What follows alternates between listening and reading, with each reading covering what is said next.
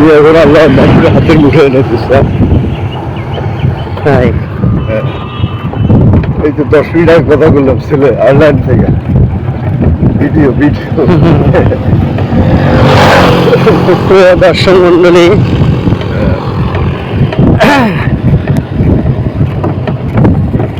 এই যে আমি যে ভ্যানে উঠছি, এই ভ্যান পা দিয়ে চালানো হচ্ছে।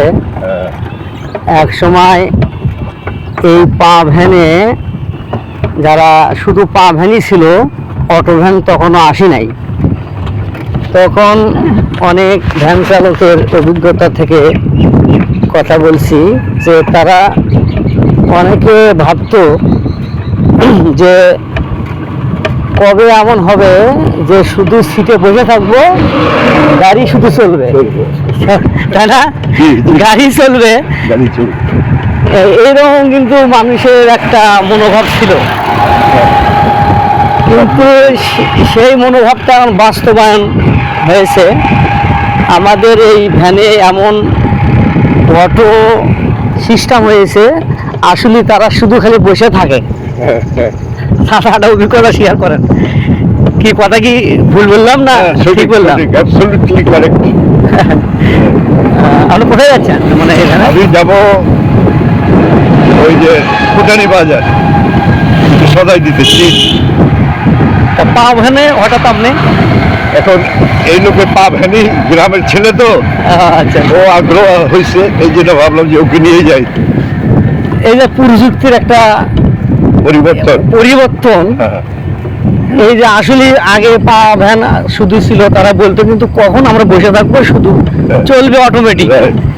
এটা একটা প্রযুক্তির যে একটা উন্নতি, এটাতে আপনার অনুভূতিটা কেমন? নিঃসন্দেহে এটা অবাক করার মতো আনন্দের বিষয়। তাছাড়া খেয়াল করছে যে আপনার 70 বছরের বয়সে দেখি যে অটোতে চালায় সে আর্ন করতেছে। আগে দেখা যায় তো সে কারোর উপরে ডিপেন্ড ছিল, ইনকামের সোর্স ছিল না, তার হয়তো সংসার থেকে সাপোর্ট পেত না। এখন সে নিজেই অটো গাড়ি চালায় তার সংসার সে চালাচ্ছে 70-75 বছর বয়সে। সেটার অবদান হলো অটো রিক্সার কারণে। তাহলে এটা আমাদের পজিটিভ দিকই আমরা দেখছি। অবশ্যই পজিটিভ। তাহলে আপনারা দেখলেন একটা ভদ্র আঙ্কেলের থেকে একটা সুন্দর কথা, যুক্তিমূলক কথা আমরা শুনতে পেলাম। তিনি আসলে তার যুক্তিটা একেবারে পারফেক্ট। তবে এই প্রযুক্তি নিয়ে আমাদের কিছু নেগেটিভ ধারণা আছে যে প্রযুক্তিটা আসলেই বিজ্ঞানীরা নিয়ে আসছে কল্যাণের জন্য, কিন্তু এটা অনেক সময় আমরা খারাপ সাইডে ব্যবহার করার কারণে কিছু কিছু ভোগান্তির মধ্যে পড়েছে। দেখেন, আল্লাহ পাক তো আপনার সবই দিয়েছে, ভালো মন্দ দুইটা, এবং বিবেক দিয়েছে মানুষকে, যেটা এটার কারণে কাউকে জিজ্ঞেসও করতে হয় না ভালো কোনটা মন্দ কোনটা, এখন বেছে নেওয়ার দায়িত্ব তার। এখন যদি সে আগুনে পাড়া দেয়, আগুনটাকে করবে, কষ্ট দেবে জেনে শুনে, এটা তো সে জানে যে আগুনে পা দিলে আমার লস হবে, ক্ষতি হবে। ঠিক প্রযুক্তিটাও এটাকেই এমনভাবে বিজ্ঞান আমাদের সামনে তুলে ধরছে, সামনে এনে দিছে। এটা যদি আমরা সঠিকভাবে ইউজ করি, আমরা ইউটিলাইজ করি, তাহলে এটাকে করে আমরা আরো সামনের দিকে আগাতে পারবো। তারপর চিন্তা চেতনা ভালো যেটা, ওটা পজিটিভ ভাবে যদি আমরা প্রত্যেকটা নিতে পারি, তাহলে মনের প্রশান্তি, তাই না? পাশাপাশি আপনার জীবনযাত্রার মান অনেক পরিবর্তন হবে। মনের প্রশান্তি হলো বড় প্রশান্তি, শান্তি। সেটাই প্রযুক্তিকে যদি আমরা সঠিকভাবে ব্যবহার করি, আমরা সেটা পেয়ে যাব। তাহলে সম্মানিত দর্শক মণ্ডলী, আমার ভিডিও শুরু করছিলাম, এই দেখেন পা ভ্যান এখনো আছে। এই আসলে আমি পা ভ্যান দেখে ইচ্ছে করে কিন্তু এনাকে আজকে এখানে উঠলাম অনুভূতিটা নেওয়ার জন্য। তারপর আমাদের এখানে কথা চলে আসলো। আমার এই আঙ্কেল খুব সুন্দর কথা বললো যে এই প্রযুক্তিটা আমরা যেভাবে ব্যবহার করব এই বিশ্ব সেইভাবে কিন্তু মানে ব্যবহার হবে।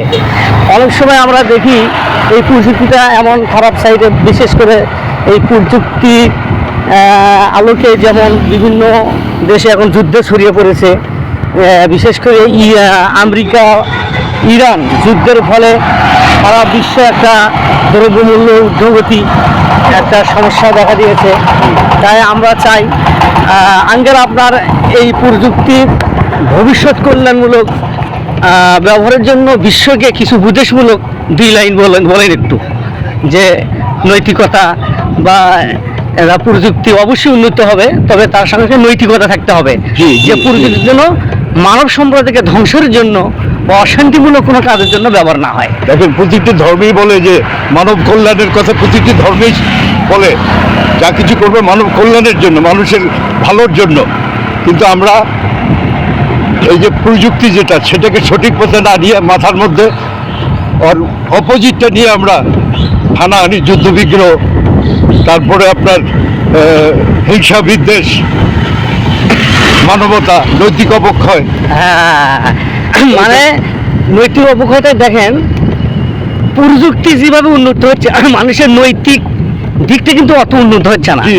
এই যে দেখেন আমাদের পার্শ্ববর্তী ভারতের এই নৈতিক জিনিসটা এত অধপতন যে আমাদের দেশে, বাংলাদেশে আমরা হিন্দু, বৌদ্ধ, খ্রিস্টান সবাই কিন্তু এত মহা মিলেমিশে আছি আমরা, কিন্তু সুশৃঙ্খল ভাবে আসছে। আমি তো আমার জীবনের 70 বছর পেরিয়ে গেছি, আমি দেখিনি যে আমার গ্রামের যেগুলো আসবে হিন্দু, আজ পর্যন্ত তাদের সঙ্গে আমাদের কোনো কন্ট্রাডিকশন। অথচ আমরা হিন্দুর বাড়িতে খাওয়া দাওয়া করতেছি, কামলা নিচ্ছি, ওরা আমাদেরকে মানে সাহায্য সহযোগ আমাদের মধ্যে যারা দারিদ্র।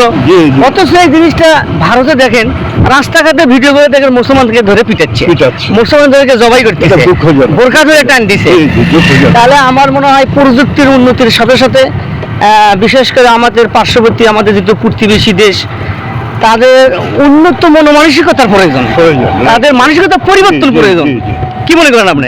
অবশ্যই, কারণ তারা এই যে পুশিন নাগরিক ভারতের, অথচ মিডিয়া এত প্রোগ্রামটা এত মিথ্যাচার করতেছে ভারতীয় মিডিয়া, যে বাংলাদেশের নাগরিককে বাংলাদেশে গ্রহণ করতেছে, এটা মিথ্যা কথা, অথচ ওদের সব কিছু ভারতের। এই জন্যে আমার চাচার বা আঙ্কেলের সঙ্গে খুব সুন্দর যুক্তিমূলক কথা তিনি বলেছেন, যে আমাদের প্রযুক্তির উন্নতির সঙ্গে সঙ্গে আমাদের মন মানসিকতার উন্নতির প্রয়োজন, না হলে আমরা এই বিশ্ব, আমরা সভ্যতা, উচ্চ সভ্যতায় পৌঁছাতে পারবো না। মানুষরূপী হায়নাদের কারণে আমাদের এই পৃথিবীতে অনেক সময় অশান্তি সৃষ্টি হয়। তাই আমরা বলবো প্রযুক্তির সাথে সাথে সবাই ব্যক্তিত্বের দিক দিয়ে, মনোমানসিকতার দিকে সুশিক্ষিত হবো আমরা।